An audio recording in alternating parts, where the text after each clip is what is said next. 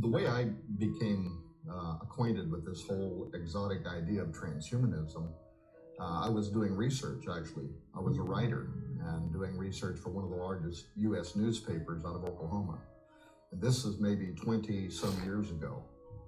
And doing research on the history of Halloween, of all things, and somewhere I came across a term that I had never seen before called transgenics. Now, I didn't know what transgenics was, but I could kind of put two and two together. Trans, genes, that somehow we're talking here about genetic engineering, the altering of genes. And I became fascinated with this idea because back then the science was brand new. It was not, biotechnology, nanotechnology. These were not even terms that existed, but it was following on the heels of the mapping of the human genome, which then was giving both the birth to a promise and also to the sciences that we are going to be able to do things with genetics. We'll be able to heal our bodies. We'll be able to make ourselves stronger. There was a great deal of promise that was emerging quickly, and the science to back it up, at least in theory. And so I started doing research into transgenics, and at the time it wasn't very easy to get information. The internet was brand new. Certainly the science wasn't old enough for there to be much, that had been published in peer-reviewed journals. And I wanted to know what is the good and what is the bad and what is transgenics. And I came to understand that transgenics was simply the crossing over of species barriers. This could be done at the level of just organisms. This could be done all the way up to the level of sentient beings, that you could literally blend one kind of a creature with another creature. Why would we want to do that? What would be the purpose behind it? That was what motivated me. And quickly I began to realize that both the military and also the pharmaceutical industry both had an interest in transgenics. The military because they thought they might be able to create exotic new forms of materials that could be used. For instance, one of the first successes was a project that was funded by DARPA, the Defense Advanced Research Projects Agency, in which they created transgenic goat spiders, actually spider goats. And the reason that they did this was because they knew that spider silk is amazingly resilient, lightweight, but very strong. And yet it's not very easy, to create a spider farm where you can milk spiders for their silk. But they knew that they could do this with goats. And so that one of the first successes in transgenics was creating a goat which was part spider. It could actually grow spider silk in its milk.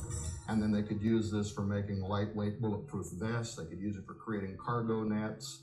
But since that time until now, as we may discover later on in this discussion, it has become far more sophisticated in terms of the military's interest and the amount of dollars that are flowing into research that grew out of those early forms of transgenic science.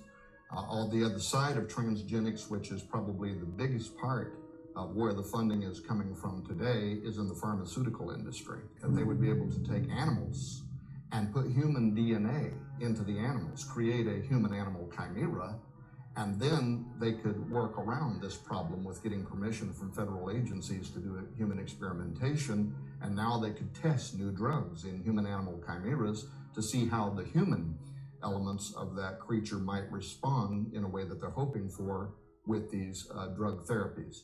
That too has also grown a great deal since those original transgenic experiments, in that now, of course, what the public most usually hears about is human-animal chimeras that are being created for the purposes of developing stem cell lines, and then the stem cell lines can be used for testing new therapies in hopes that we're going to lead to cures for a variety of human diseases and ailments.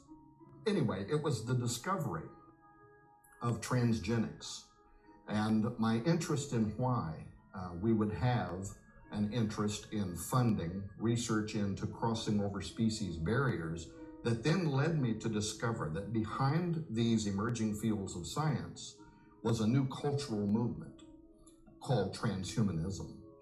And transhumanists are made up today really of all walks of life, everything from college kids to old hippies to academics and professionals.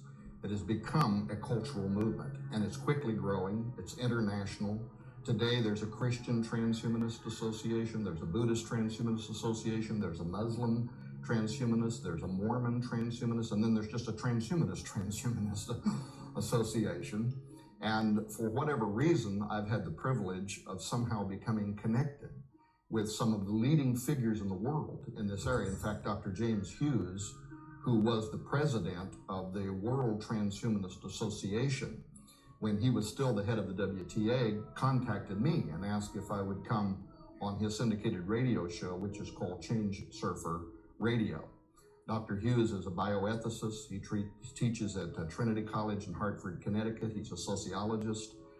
He was and is really the man, the top shelf, if you will. So I agreed to do his show. And I went on his show, and not very well prepared either, but to debate the ethics of crossing over species barriers in ways that are completely unnatural. And why would we want to do that? Now, of course, as a Christian, and I would probably still consider myself a conservative Christian, I believe in a divine order. In other words, I believe that God was at the beginning of creation, and God, for whatever reasons, placed barriers between the species and ordered that each kind would only reproduce after its own kind. So in the back of my mind, of course, I want to know, what does God know that we don't know? Why did he do that? But then I would say that even if you didn't believe in divine creation, if you are an evolutionist, what we are doing now was not allowed for by evolution either. Natural selection has not done what we are now doing. And so for me, it was a cause for alarm that, they talk about throwing off the balance of nature. We were talking about doing it in ways that a former generation could not have even imagined. So today, the World Transhumanist Association had an original cause. It was really to bring international attention to the idea that through emerging fields of science, we would soon be able to alter what it means to be a human, literally rewrite our DNA, alter ourselves by altering our genetic makeup, create humans, Homo sapiens 2.0. The movement today is often called H+, which just simply means humans plus. A transhuman is in a transitionary state of being. They are human. They are wanting to transition into something else, but ultimately they want to become a post-human, something that has become so radically altered from what we are today as to no longer even be considered to be human. And they imagine creating Homo sapien 2.0 through the use of technology, from neuropharmacology to nanotechnology, genetic engineering, stem cell sciences, robotic assistance, brain-machine interfacing, all of the new fields of science that could have an application for human enhancement is important to the transhumanist movement. Now, the World Transhumanist Association had an original goal of bringing international attention to the movement, and there was a point at which they believed that they had succeeded at doing that. And so they dropped the World Transhumanist Association name and changed it to the IEET, the Institute for Ethics and Emerging Technology. Dr. Hughes is also now the CEO or the president of the IEET, and most of the most well-known names in the world that are also involved in transhumanism, such as Nick Bostrom of Oxford University, are chairs or members of the IEET. The amount of revenue literally in the tens of millions to the billions of dollars that are flowing into this futuristic dream of transhumanism now, and the adaptation of various fields of science, which will be used in the very near future to alter what it means to be a human. The science is being developed now according to the world's best and government experts. It's being tested in laboratory settings and is slowly being adapted so that it can be used as a tool for actually altering what it means to be a human. For how the law will be applied to human non-humans. It even goes deeper. The Defense Advanced Research Projects Agency, DARPA, has for over the last decade been funding to the tune literally of billions of dollars research into what they call the Extended Performance Warfighter. They have since removed the document, the original document on the Extended Performance Warfighter program from DARPA's own website, but a person can Google and find the same articles that were originally published being cached across the internet. The interesting parts about the extended performance warfighter is that it even includes literally altering the DNA of soldiers. The public may more commonly hear this referred to as super soldier technology. But it got interesting this year. The 2011 budget for DARPA, which can be downloaded at Wired Magazine if a person wants to go and read the DARPA budget, allows millions of dollars for what they are calling biodesign. Biodesign is actually outlined in the budget. The purpose of it has to do with immortalism. The purpose of it is to literally discover how cellular destruction occurs and why in regeneration of cellular decay, we as humans don't wind up at 100% again, and we begin to age. And DARPA has an interest in figuring out how to get around the decaying process of cellular life. And they use the term creating an immortal organism. But it's more than just an organism. They consider it to be potentially a lethal force that can be used in military application. Wired Magazine actually referred to it as a living, breathing creature. And DARPA admits that the force of this living creature, this immortal organism, could be so potent that it ought to also have what they call a kill switch introduced into its organism, so that in case it gets out of hand, we could throw the switch and stop it, or if it became available to our enemies, we could throw the switch and stop it. They'll find out that it's also the Air Force, the Navy, the Army, all of our military laboratories are funding now to the tunes of millions and billions of dollars research into fields that also include the altering of their soldiers for the purposes of having total battlefield domination in the future. But a person should also be aware that this technology is not just limited to the United States of America. In Australia, in China, in Great Britain, all around the world, literally tens of thousands of laboratories are receiving both federal and private funding for this kind of research. In the United States, even when Bush had called for restrictions on federal funding, it didn't stop the research here. It simply was being done through private grants and private dollars. There were no laws that were stopping people from doing human-animal research here. But now it starts to get really interesting in that even the scientific community is making admissions, which of course I was suspicious of anyway for some time. There was a Reuters article about 6 months ago called "Scientists Want Debate on Animals with Human Genes."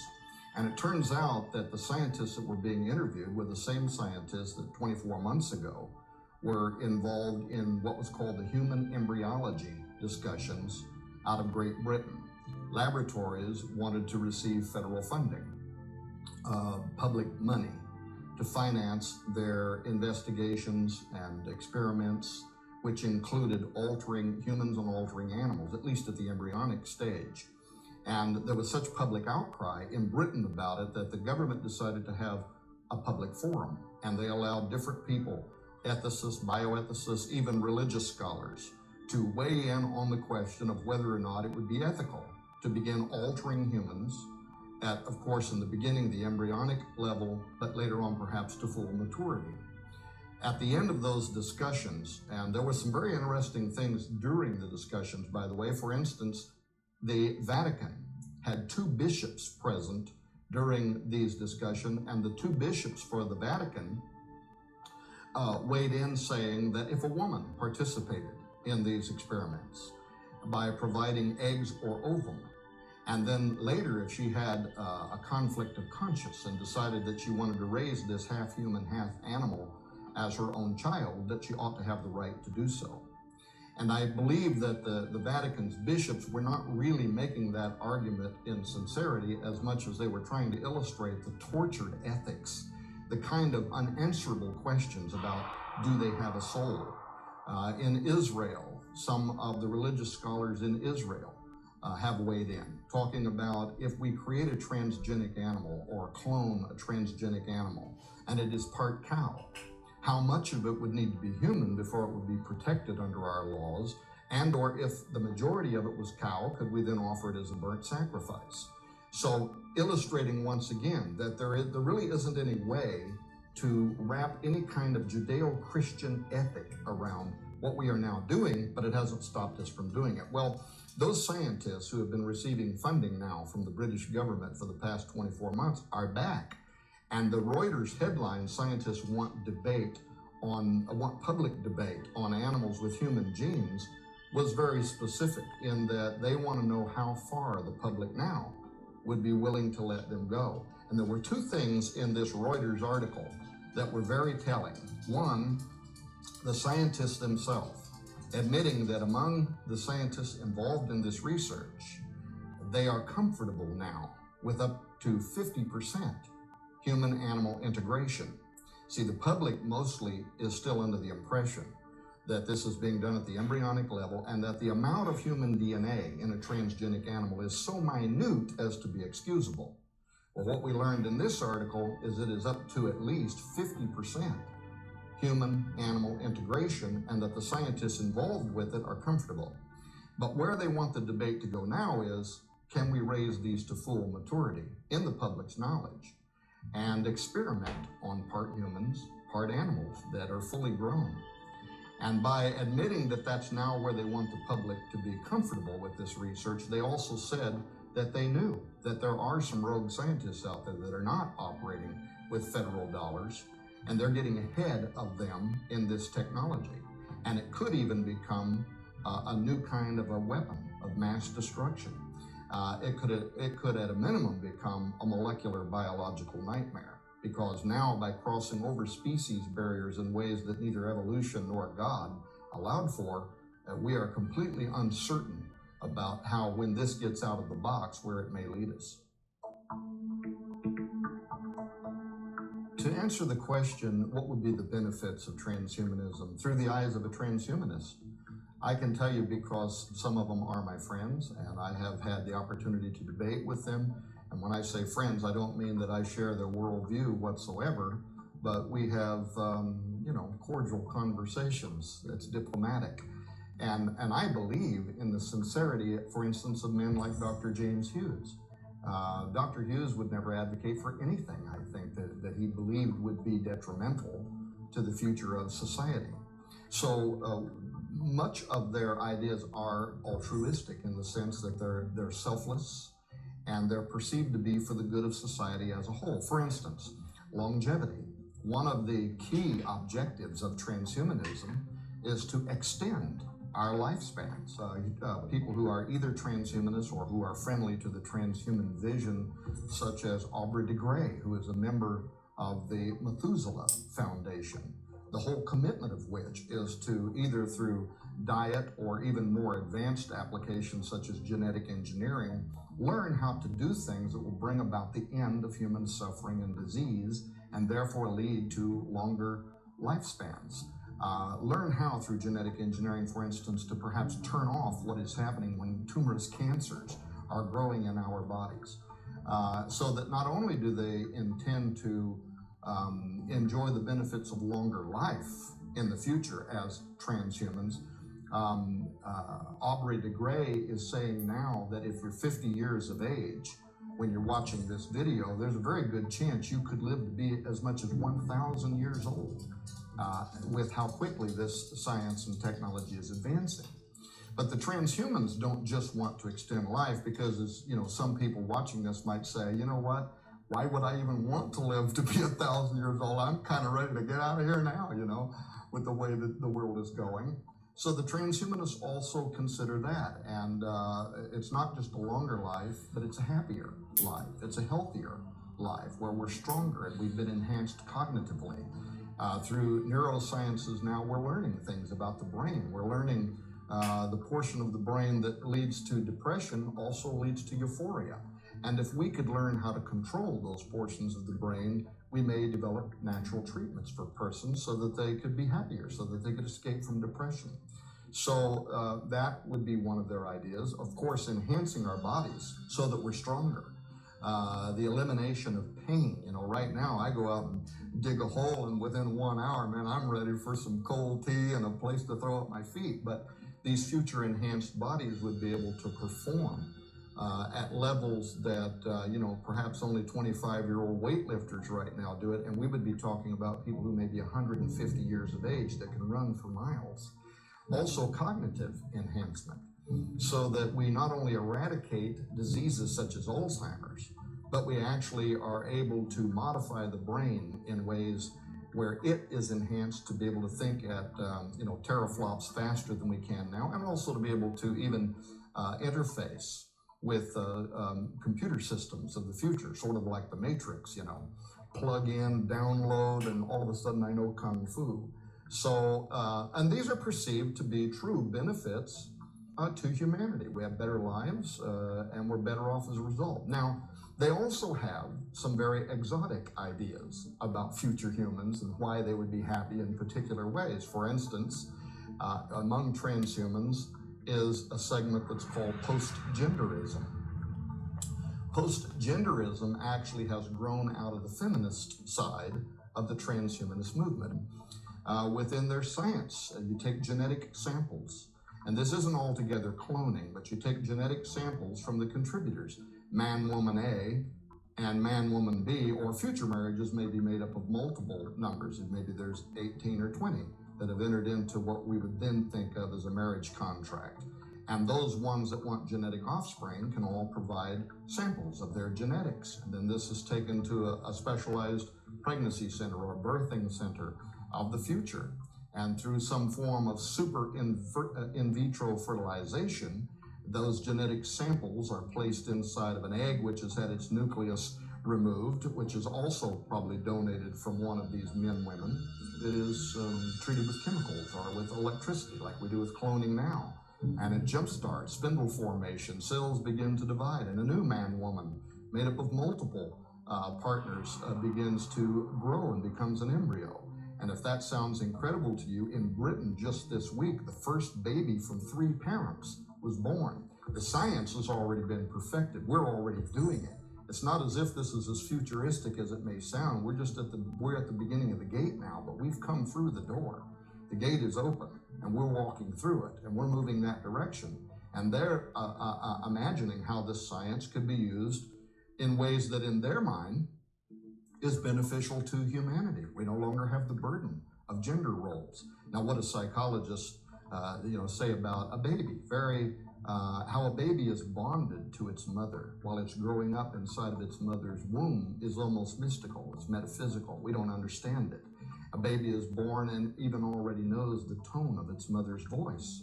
Well, transhumanists have an answer for that too. Post-genderists believe that they also take genetic samples from whichever of the men and women want to play the role of the traditional mother, and they grow a synthetic womb inside the birthing center, and it is hooked to an androidal system that also has the sound of the mother's voice recorded in it. And this androidal system can stand up, sit down, move around, make natural movements that feels very natural to the embryo that is growing up inside of it, so that by the time 9 months later, and even that is a question, because these future humans may not take 9 months to gestate, but if they do, you go to the birthing center and the switch is thrown, the little baby is born, it's grown up inside its mother's womb because it was taken from her genetics and recreated in a laboratory. It has grown up listening to the sound of her voice and her heartbeat, all of which are a part of this future system. Did you know that some of the early discussions actually were around creating clones who would then be anesthetized, not even aware that they're alive, and their wombs would be used for gestating these children, and then afterward the clone, if not legally defined as a human, could be discarded. It would simply be a system for saving man, woman A from the burden of having to carry a child. But many of the even within the transhumanist, philosophical community, simply couldn't tolerate that idea, and so they advanced it to growing a synthetic womb, which could then be used for the gestation period. One of the other benefits that transhumanists imagine actually borderlines on the supernatural, and this started really with Nick Bostrom, who is a leading transhumanist in the world, sits on the IEET's board under Dr. James Hughes. Nick Bostrom actually earned his prestigious seat at Oxford University by writing his thesis on transhumanist values. And thankfully for the rest of us, Dr. Bostrom has been kind enough to post his theses and other works that he has done. So anybody who would want to follow up on this could go to nickbostrom.com, hold down the website on the left side and click on Transhumanist Values and go and read his original theses, which he wrote to earn his PhD and his seat at Oxford University. It's interesting because Bostrom doesn't claim any kind of religious ideology, but he has diagrams in there that he uses when he gives his lectures at universities and also at the Transvision conferences, which are taking place every year now for about the past decade at leading law schools and universities around the world, in which the arguments are being detailed now, worked out among law scholars on how the laws and policy of our government will be extended to protect transhumans of the future and future democracy. But if you click on it and you look at some of the charts that he has created, for instance, he has one that's kind of a large rectangle. And in this rectangle, he describes this rectangle as representing all possible modes of perception, modalities, sensory modalities. Down in the corner, he draws a small circle, and he says this circle represents humans. The limits of our perception, modes of perception or sensory modalities, our eyesight, hearing, taste, feeling, and how far it extends into all possible modes of perception. Then around that, he draws a larger circle, and he says this is the animal kingdom. The animal kingdom not only has our level of perception, but other levels of perception. For instance, they can hear at higher decibels than we can. Dogs at 40,000 hertz, dolphins at something like 80,000 hertz. Some animals like bats can navigate using sonar. They also seem to be in touch with the earth somehow in ways that we're not. They can pick up vibrations. They'll begin to move out of particular areas when they know there's going to be an earthquake or there's going to be a volcano, and they'll begin to migrate to another area. And we're not exactly sure how they do that. They may be able to smell tumors. And if it's not smelling it, it's some other method by which sometimes they are aware that there is a tumorous cancer, something that is actually degrading your DNA. So he talks about these fascinating things, but then he says something that I think is of the most importance and borderlines the metaphysical. And that is when he points out that animals can also see into areas of the light spectrum that we cannot see into. And that is viewed in transhumanism as a future benefit, and even one of the causal reasons we would want to merge ourselves with the animal kingdoms is because we know that animals can see into, at least some animals can see into, what we think of as the supernatural realm. And it isn't just extra biblical texts that seem to imply this, but even in the Bible. For instance, the story of Balaam's donkey. Balaam gets in trouble because he's prophesying against Israel, which he's been ordered, by God not to do. And so now he's on his donkey and he's going down the road. Well, the donkey can see something that Balaam cannot see. There's a large angel standing in the middle of the road with its sword drawn, and it's going to take off down Balaam's head. And Balaam doesn't know why the donkey keeps turning out of the way, and so he keeps kicking him to get him back on the road, and the donkey's trying to save his life. A great deal of extra biblical research has also been done that seems to show that animals sometimes are responding to something that we can't see. And in fact, probably the average person, at least at one time in their life, have saw their dog growling at something that isn't there as far as we can tell, or maybe even behaving in a way. You have a dog that's vicious, it's brave, it's not afraid of anything, and then all of a sudden a strange feeling comes over you and the dog senses it too, or the dog may even run and hide under the bed. So they seem to be reacting to something that we can't see with our eyes. And in the traditions and in the histories of the world, owls come, and owls serve with the goddess Hecate, the goddess of witchcraft. Other areas of witchcraft where cats are used as mediums through which we are communicating with the spirit world. That idea has been with humanity since forever, but what made it real to me, of course, is the depiction out of the Bible, at least in one illustration, where an animal can see something the humans cannot see. That is definitely in the back of the mind of many of these transhumanists. And they are bravely wanting to go where no modern man has gone before in breaching that barrier that is between us and them. This is so true that now the Templeton Foundation, which has been funding an entire series of lectures over the last several years at the Arizona State University on transhumanism, Arizona State University began a brand new project. You can go to ASU's website and you can click on it. It's called the Sophia Project, the goddess of wisdom. The Sophia Project, some believe even to be that feminine aspect of God, right? And it describes exactly what the Sophia Project is about. It is to verify and or to make contact with, and then they describe it, the ghosts of dead humans, aliens, angels, demons, a universal conscious, God. They list all of it, the whole purpose behind the project, growing out of transhumanist conversations and debates and lectures being offered at the Arizona State University and funded by the Templeton Foundation. Want to take this whole question of altering ourselves as humans forward to this next giant question. By doing so, can we also now cross over? Can we start communicating with that unseen intelligence? The Birkbeck Law School in Britain is one of the most famous law schools on earth for teaching CSI students, crime scene investigators. And they put out a press release about 18 months ago now in which they said that they will need to design future classes for crime scene analysis, which has been perpetrated by something that is only part human.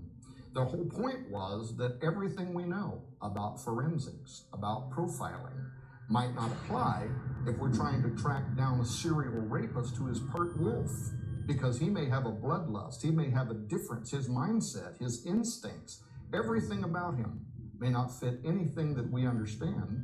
And this is considered to be such a real possibility, by the way. It isn't just the Birkbeck Law School.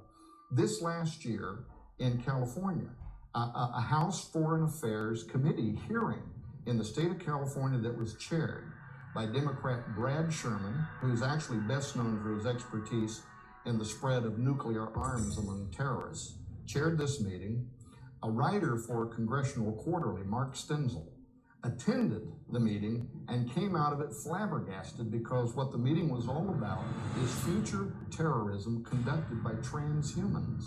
And he said that the entire hearing, a congressional hearing, he said sounded more like a pitch for a sci-fi movie than it did a sober discussion of scientific reality, because he said they were talking about superhumans, super intelligence, artificial intelligence, and super animals that could soon be on the battlefield or even in our neighborhoods for domestic reasons, a lethal force for which we are not prepared. The government is so concerned about where transhumanism may take us in this regard that they consider this now to be the fledgling start of a new arms race. In the way that in the past, between the Soviet Union and the United States, we were in an arms race over nuclear arms, transhumanism is the near future arms race. And it is considered to be of such importance that the top scientific mind at the Pentagon, the Jasons, Jason, that's the name of the top scientific minds at the Pentagon, put out a press release recently called Jason's Fear Brain-Modified Foes, in which they were talking about this technology in the hands of our enemies. And what they were saying was, we have to get at the forefront of this technology. See, this is how we're going to be forced into this. It's not a matter of whether we should or whether it's ethical. We have to do it. Because if we don't, our enemies will, and then they're going to subjugate us to their will. And therefore, because of that, that's why DARPA and other branches of the U.S. military, and of course, SAPOC budgets, black budgets, things we don't know anything about. There are literally billions of dollars flowing now beyond congressional review into the development of super soldier technology and other forms of exotic technology as a result of even what the Jasons are talking about. So there is this other side of this transhuman utopianism that is very concerning to a lot of great minds. And I can tell you that even on the ground now, already, the parts that are already being played out are raising alarm bells. For instance, the related science of genetically modified foods. We are already finding out that by unnaturally crossing over species barriers and creating potatoes that have moth genes in them and other variations of foods, that these foods do things. They have unintended consequences. Tests that are being done now in Britain where they're raising fields of genetically modified crops, and downwind, the populations are developing respiratory diseases that are unusual, that are starting to skyrocket. There have been suppressed scientific studies. Arpad Pusztai is one famous case. His studies were supported by another independent scientist by the name of Irina Ermakova, who was able to repeat what he did. What did he find? He took rats and he forced these rats to eat genetically modified foods. They began developing tumorous cancers. Their offspring came in at half weight and died at half life. This was all done in a laboratory setting, which was immediately being suppressed by a giant corporation whose name I won't mention, but who literally stands to lose trillions of dollars in the future, and therefore they are highly motivated to suppress these findings. And only because of Greenpeace and some others who have been involved in lawsuits for over a decade to force these documents to be made available to the public are we just now being made aware of some of the things that are happening in the real world. One of the test studies showed that they would put rats in a cage and starve them. And then they would place genetically modified potatoes here and natural organic potatoes here. And when they open the cage doors, the rats will run to the organic product and they won't even eat the genetically modified crop unless they're starving and have no other options, and then they'll eat it. And you gotta wonder what God's little creatures know about these products that we don't know, but we very well could be opening a door to a molecular biological nightmare, to a crossover between humans and animals, or genetic foods that probably not for a decade will we really understand what the impact on our health is going to be with some of this genetic modification. But imagine now, extrapolate what we already are finding about genetically modified crops. And there are many other stories, by the way, that are now coming through into the news that show that genetically modified crops are leading to cancers in humans as well. But where are genetically modified crops? They're everywhere. They're in Kellogg's Corn Flakes. Genetically modified soy is in food products in every store in the United States of America. This bear has already come through the door, and there's no putting it back. So now we're riding the bicycle while we build it. The human population is the guinea pig. We're already doing the science, and we'll wait and see how it turns out in the future. But imagine when we now take that same approach to living sentient beings.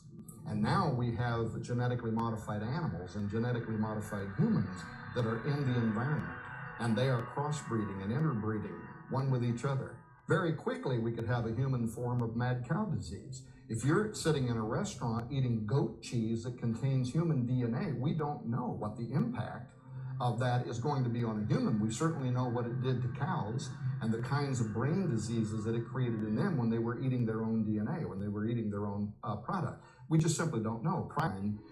In terms of what transhumanists are aspiring to through the use of these new sciences, biotechnology, nanotechnology, neuropharmacology, they all have great ology names and ism names, but what they may do is lead us literally into the fulfillment of biblical prophecy.